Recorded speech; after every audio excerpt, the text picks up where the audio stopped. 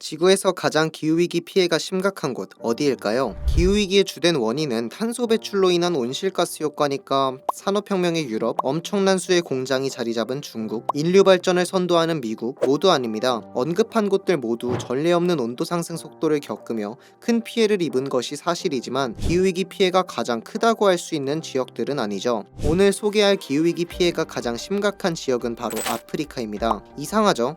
아프리카는 드넓은 초원이 펼쳐져 있고 개발이 되지 않아서 공기도 상당히 쾌적할 것 같은데 도대체 어떤 피해를 겪고 있는 걸까요? 아프리카에는 아프리카의 뿔이라고 하는 지형이 있습니다. 자, 아프리카 대륙을 떠올려보죠. 누가 봐도 뿔처럼 생긴 부분이 있을 거예요. 바로 이곳이 아프리카의 뿔 지역입니다. 일반적으로 아프리카의 뿔이라고 하면 아프리카 북동부에 있는 총 10개국을 말하는데요. 그중 소말리아는 전 세계에서 취약국가 지수 2위에 해당할 정도로 사실상 내전으로 인해 나라가 제 역할을 하지 못하는 상황이죠. 르완다, 탄자니아, 수단도 상황은 비슷합니다. 세계 식량 계획이라는 국제기구가 있는데 취약국가에 대해 식량을 지원하고 발전을 돕기 위해 1961년에 이탈리아 로마에 세워졌어요. 이 세계 식량 계획에서 식량 지원할 때 아무렇게나 막 줄 수가 없으니까 당연히 어떤 나라에 어느 정도 식량이 필요한지, 지금 식량이 부족한지 많은지, 굶어 죽는 사람은 어느 정도 되는지 통계를 내요. 그 과정에서 올해 에티오피아, 케냐, 소말리아 3개국에서만 2200만 명이 기아위기에 처했음을 파악했고,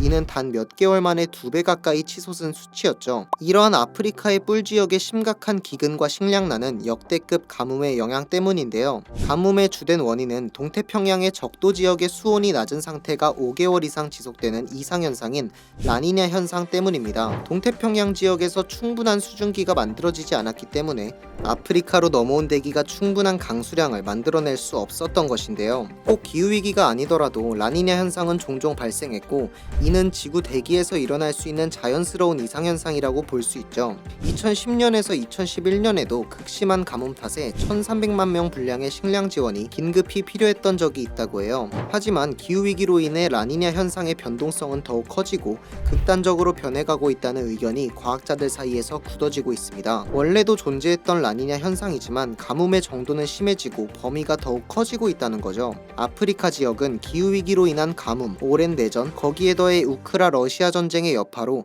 전 세계적인 식량난까지 겹치며 정말 힘든 시간을 보내고 있는데요. 아프리카의 탄소 배출량은 전 세계의 모든 탄소 배출량 중 3%만을 차지하고 있을 정도로 낮다고 합니다. 문명의 혜택은 다른 나라들이 전부 누리고 그 대가는 자연과 함께 살아온 아프리카 사람들이 치르고 있으니 정말 아이러니하죠. 더욱 놀라운 것은 아프리카의 심각한 가뭄과 기근은 2년째 지속되고 있다는 점입니다. 우리는 기후위기로 삶의 터전을 잃은 생명을 떠올릴 때 가장 먼저 북극곰을 떠올리곤 하죠. 사실은 우리와 같은 사람이 마실 물이 없어서 줄인 배를 움켜쥐고 죽어가고 있는데 말이죠. 문명의 울타리 안에서 한평생을 살아온 우리가 지구 곳곳에서 기후위기로 인해 고통받는 사람들을 언제까지 외면할 수 있을까요?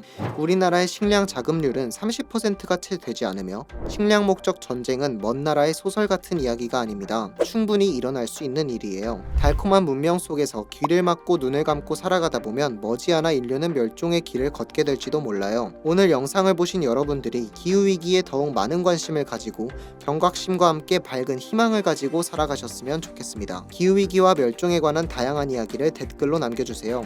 인스타스터디였습니다.